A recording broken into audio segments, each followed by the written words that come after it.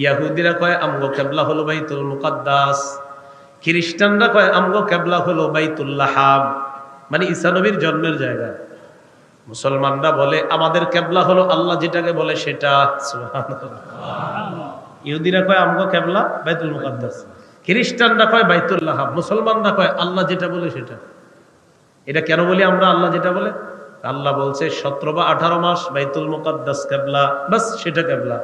আল্লাহ বলেছেন এরপর থেকে কাবা কিবলা, অতএব মুসলমানদের এখন কাবা কিবলা। তাহলে ইহুদিরা একদম পুরা গিট দিয়ে নিছে না কিবলা বাইতুল মুকাদ্দাস, খ্রিস্টানরা বাইতুল লাহাম, মুসলমানরা আল্লাহ যখন যেটা বলছে আমরা সেটাকেই কিবলা মেনেছি।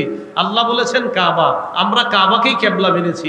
আল্লাহ কিছুদিনের জন্য বলেছিলেন বাইতুল মুকাদ্দাস, আমরা সেটাকেও মেনেছি। এরপর আল্লাহ বলেছেন এখন কাবা, কিয়ামত পর্যন্ত আমরা ওই কাবাকেই আমাদের কিবলা